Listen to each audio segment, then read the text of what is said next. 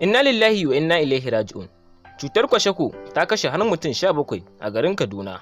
Assalamu alaikum mai sauraro, barkanmu da warhaka.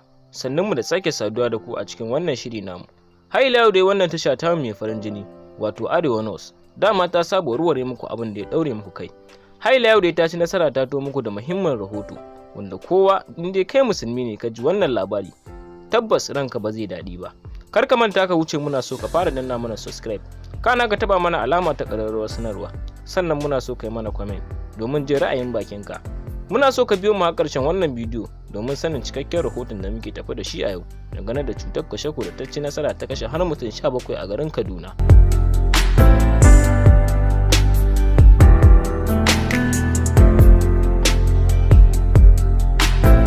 Shugaban ƙasar Najeriya, wanda aka sani da Bola Ahmed Tinubu, ya matukar jin kishi dangane da wannan abu da ya faru da 'yan ƙasarsa.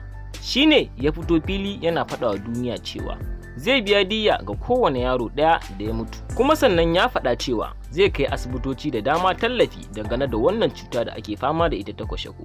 Sannan kuma zai ƙara da cewa dukkan wasu daktoci da suke aiki a asibiti su daina tafiya gida da daddare, saboda akwai marasa lafiyan da za a kawo musu shi da daddare sai an zo a tarar babu likitoci.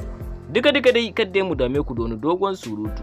Wannan rahoton da muka to muku da shi a yau ba wani dogon labari bane ba, gajere ne. Sai dai ku haɗu da mu a wani shirin namu na gaba domin ganin me zai wakana.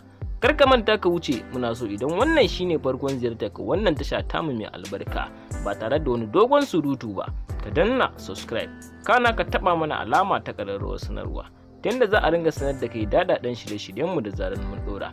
A nan muke cewa ku haɗu da mu a wani rahoton namu na gaba domin sanin me zai wakana. Mun gode da bamu lokacinku da kuka yi.